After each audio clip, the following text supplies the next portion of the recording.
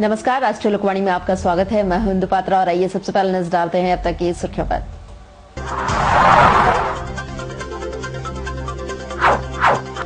सड़क दुर्घटना में गई युवक की जान, चालक फरार।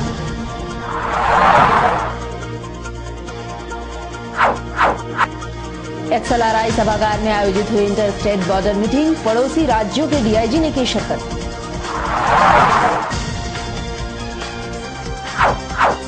और अभिभावक संघ ने जिला मुख्यालय पर किया जोरदार प्रदर्शन।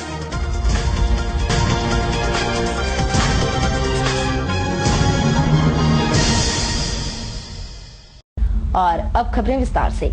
जमशेदपुर शहर में सड़क दुर्घटनाएं थमने का नाम नहीं ले रही है। ताजा घटना है बिष्टुपुर थाना अंतर्गत Tata company general office gate पर, जहां एक ट्रक ने बाइक सवार को टक्कर मार दी। बताया जाता है कि बाइक सवार का नाम लाइकुजमा था और वह टेलको बारी नगर निवासी है और स्वयं डंपर मालिक है और अपनी गाड़ी के कार्य से ही वह आदित्यपुर की तरफ जा रहा था। जनरल ऑफिस गेट के सामने गुलचक्कर पर सामने से आती ट्रक के चपेट में वो आ गया, जिससे घटनास्थल पर ही उसकी मौत हो गई। मौके पर पहुंचे पुलिस ने उसे तुरंत MGM अस्पताल पहुंचाया, जहां उसे मृत घोषित कर दिया गया। घटना के उपरांत स्थानीयों ने ट्रक पर जमकर पत्थरबाजी की। इस दुर्घटना के प्रत्यक्षदर्शी टेम्पो चालक कलीम खान ने बताया है कि बाइक सवार ट्रक के चपेट में आने से पहले बगल के रेलिंग में टकराया। उसके बाद वह ट्रक के नीचे आया और ट्रक का चक्का उसके सिर के ऊपर से पार हो गया।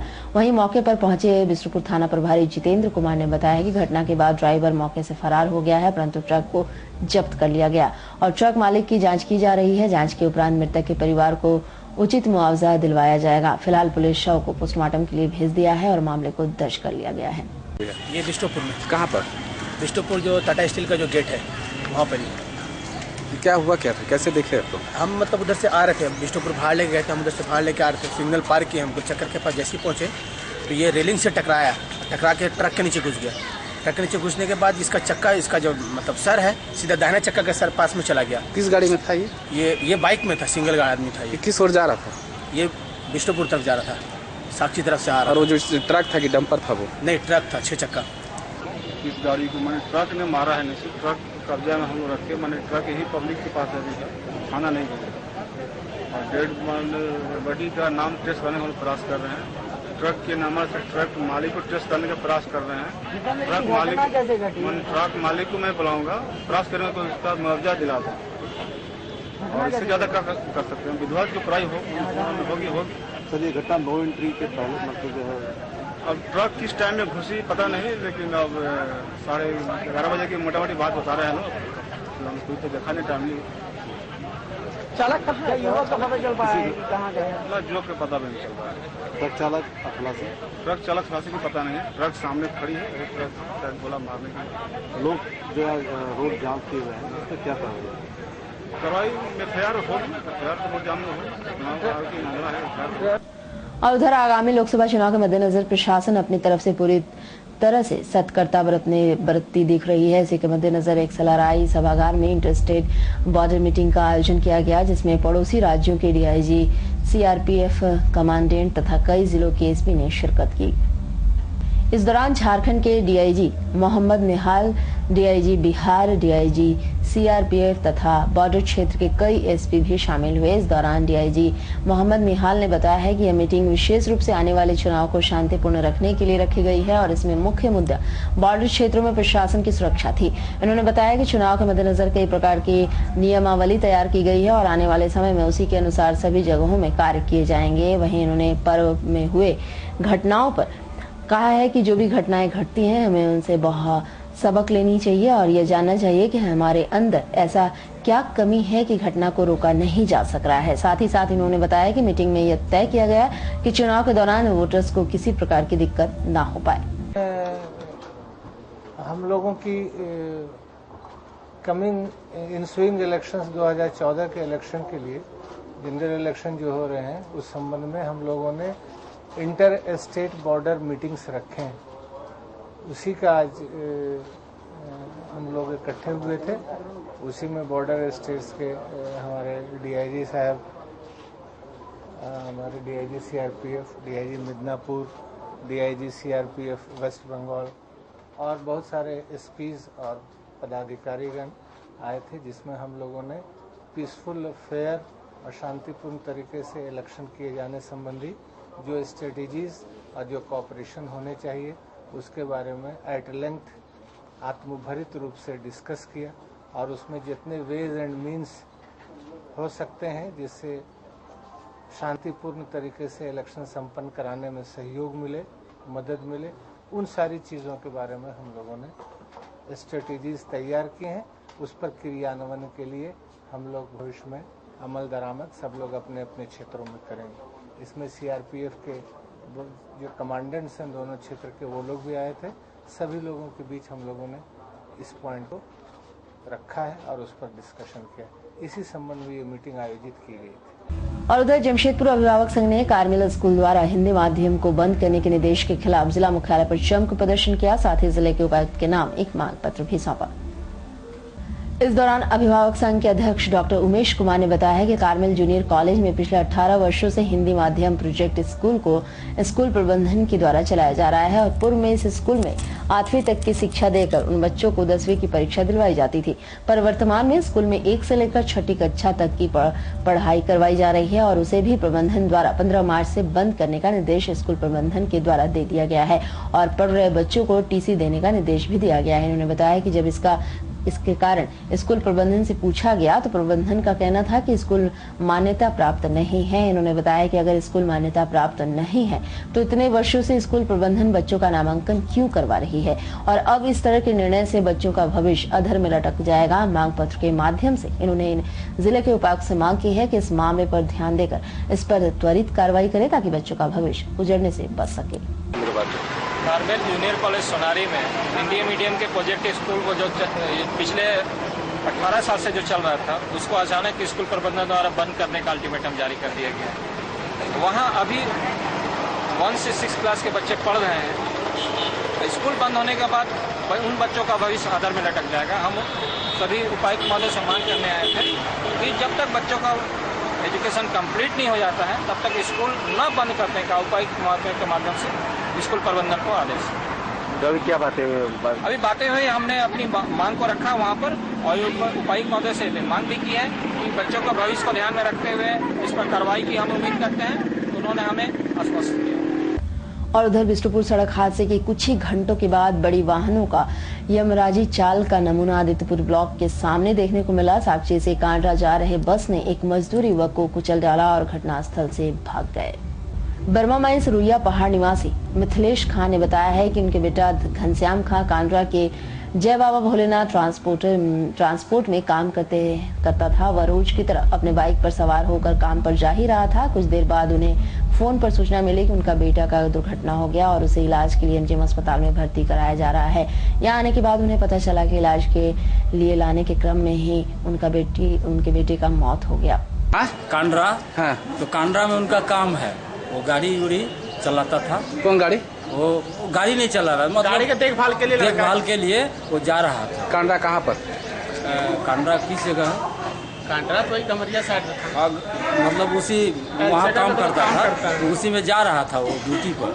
तब तक रास्ता में अब क्या हुआ क्या नहीं। क्या नाम है इनका?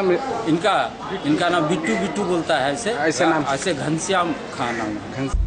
वही घटना के संबंध में आदित्यपुर के एसआई रामकृत वर्मा ने बताया कि आदित्यपुर ब्लॉक के सामने साक्षी से कांडरा की ओर जा रही मिनी बस ने मृतक को टक्कर मारकर वहां से भाग गया। जब उन्हें सूचना मिली तो वे लोग सबसे पहले जेआरडीसीएल हेल्पलाइन को सूचित किए। जेआरडीसीएल हेल्पलाइन ने एम्बुलेंस घटनास्थल पर पहुंचकर जख्मी को इलाज के लिए एमजीएम अस्पताल लेकर आए, जहां के डॉक्टरों ने जख्मी घनश्याम को मृत घोषित कर दिया। उसके बाद पुलिस ने उसके शव को पोस्टमार्टम के लिए भेज दिया। एक्सीडेंट कहाँ पर? पियो क्या था इसका? ये आदित्यपुर थाना क्षेत्र ब्लॉक है, आदित्यपुर ब्लॉक मेन रोड में। कौन गाड़ी मारी है? पकड़ा गई है क्या तक? मिनी बस है, पकड़ाया नहीं है, अभी भागे हैं। कांडरा साक्षी चलने वाला था, बस का नाम कुछ पता चला क्या? बस का नंबर तो नहीं मालूम है, कांडरा से साक्षी चलती है बस। बहरहाल जो भी हो, शहर व शहर के आसपास के सड़क दुर्घटनाओं को देखकर यह प्रतीत जरूर हो रहा है कि शहर के यातायात को व्यवस्था पर बड़ी वाहनों के कुचाल पर यातायात पुलिस अंकुश लगाने में असमर्थ है। जमशेदपुर से राष्ट्रीय लोकवाणी के लिए संजीव शर्मा की रिपोर्ट। और उधर आगामी लोकसभा चुनाव के मद्देनजर सभी राजनीतिक पार्टियां अपनी तरफ से चुनाव के लिए प्रबल दावेदार जनता के बीच रख रही हैं। इसके बीच झारखंड विकास मोर्चा ने वर्तमान सांसद डॉक्टर अजय कुमार को जमशेदपुर लोकसभा सीट के उम्मीदवार के रूप में मैदान में उतारा है।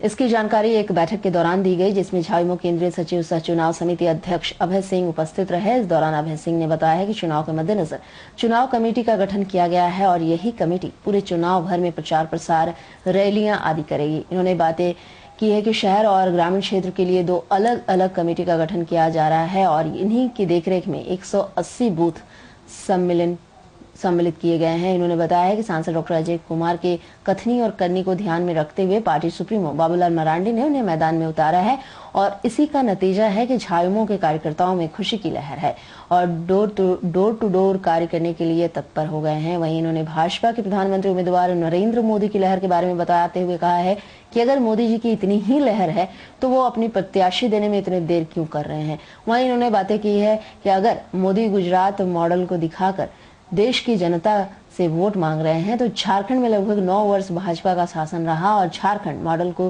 क्यों नहीं देश के सामने पेश किया गया, या फिर झारखंड मॉडल देश के सामने पेश करने के लायक ही नहीं है। रणनीति के तहत मैं चुनाव प्रबंधक समिति के अध्यक्ष होने के नाते एक संचालन समिति का गठन किया है। जो चुनाव संचालन समिति है, इसी चुनाव संचालन समिति के देखरेख में पूरे चुनावी प्रक्रिया को हम लोग पूरा करेंगे। यही लोग हमारे प्रचार तंत्र से लेकर कार्यक्रम तंत्र तक, रैली से लेकर प्रदर्शन तक, प्रत्याशी को डोर टू डोर कन्विंसिंग से लेकर बूथ सम्मेलन तक और झंडा बांधने से लेकर बैनर बांधने तक हमारे यही कार्यकर्ता के दिशा निर्देश पर पूरे क्षेत्र में, पूरे पार्लियामेंट क्षेत्र में कार्य होगा। 2 संचालन समिति हम लोगों ने गठन किया है, एक महानगर का अलग और एक ग्रामीण क्षेत्र का अलग, और दोनों संचालन समिति बिल्कुल मजबूत है।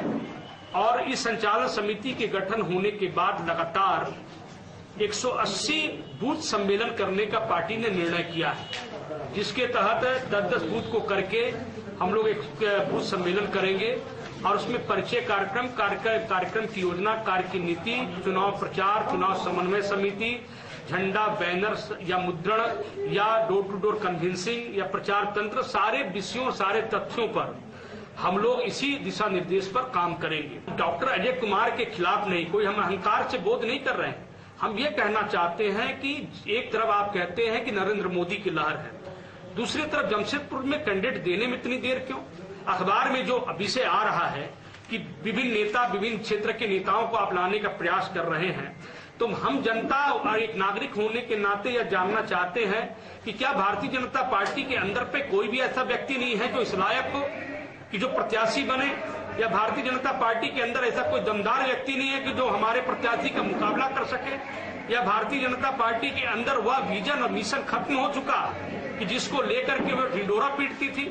मेरा यह कहने का अर्थ यह है कि हमारे प्रत्याशी ने 2.5 वर्ष के कालखंड में जिन्होंने अपने महत्वपूर्ण कार्य किए हैं, उसका जो नतीजा आज जनता को देखने को मिल रहा है, इससे लोगों ने सर्वे करा के, विपक्ष के लोगों ने सर्वे कराकर इस बात से वो सहमत हो गए हैं कि जनता के छाती पर, लोकप्रियता के आधार पर डॉक्टर अजय कुमार सभी प्रत्याशियों से अव्वल हैं, इसलिए कोई जोखिम लेना नहीं चाहता। और अब बात एमजीएम अस्पताल की। एमजीएम अस्पताल में इलाजरत महिला की तबीयत खराब होने से झारखंड पार्टी के कार्यकर्ताओं ने अस्पताल व्यवस्था पर उंगली उठाते हुए इलाज कराने वाले डॉक्टर के खिलाफ उपायुक्त जिला कप्तान, साक्षी थाना व इंडियन स्टेट मेडिकल एसोसिएशन में शिकायत की। झारखंड पार्टी के केंद्रीय सदस्य सह चांडिल प्रखंड के संयोजक मान सिंह ने बताया है कि 4 मार्च को वह अपनी फूफी घासनी मुर्मू को कमर दर्द के इलाज के लिए डॉक्टर KN सिंह के यूनिट में भर्ती कराया। उसके बाद वे डॉक्टर KN सिंह पर आरोप लगाते हुए कहा है कि वे लगातार 10 दिनों तक उनकी फूफी का इलाज करने की जगह वे केवल जांच पर जांच करवाते रहे, जिसके कारण उनकी फूफी की तबीयत ठीक होने के जगह खराब हो गई।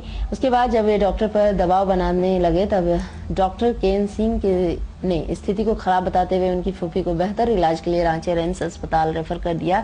यहीं उनकी फूफी की स्थिति में कोई सुधार नहीं होते तो इलाज करने वाले डॉक्टर के खिलाफ उपायुक्त जिला कप्तान, साक्षी थाना व इंडियन स्टेट मेडिकल एसोसिएशन में शिकायत करेंगे। अगला मंगलवार तारीख से पेशेंट को एडमिट कराया गया था, लेकिन डॉक्टर साहब का कहना है, KN सिंह का कहना है कि वो MRI टेस्ट करा रहे हैं, ये करा रहे हैं, वो करा रहे हैं कि बाद जो है पेशेंट का स्थिति दयनीय हुआ तब जाके वो रेफर करेंगे बोला इन्होंने। तो आज जो है पेशेंट अपने से चल के आया है, जबकि मेरा अपना खुद का फूफी लगती है, तो अभी उन्होंने रेफर करने के लिए व्यवस्था कराया गया है। अगर पेशेंट कुछ भी हो जाता है तो डॉक्टर के नाम पर FIR दर्ज करेंगे, इंडियन स्टेट मेडिकल एसोसिएशन को, आपका जो सांची थाना को, उपायुक्त को और पुलिस अधीक्षक को भी करेंगे। अभी अगर पेशेंट का किसी भी तरह का दिक्कत होता है, क्योंकि 10 दिन में कोई भी डायग्नोसिस तुरंत हो जाता है। ये हमेशा ये MGM में इस तरह घटना घटता है। राज्य सरकार को भी सोचना चाहिए, अगर यहाँ पर डॉक्टर नहीं है, कुछ भी नहीं है, तो बंद कर देना चाहिए। यहाँ जो बेमतलब राजस्व जा रहा है और हम गरीब आदमी कहाँ जाएंगे। और अब चलते चलते एक न्यूज रखते हैं सूत्रों पर।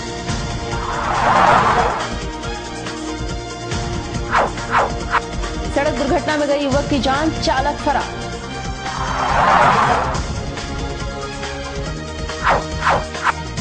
XLRI सभागार में आयोजित हुई इंटर स्टेट बॉर्डर मीटिंग, पड़ोसी राज्यों के DIG ने की शिरकत।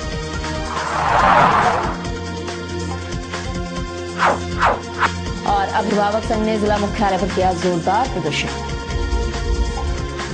और अधिक जानकारी के लिए आप लॉग इन कर सकते हैं www.rashtriya.com। आज के लिए बस इतना ही, कल मिलेंगे नई खबरों के साथ। तब तक के लिए राष्ट्रीय लोकवाणी टीम की ओर से नमस्कार।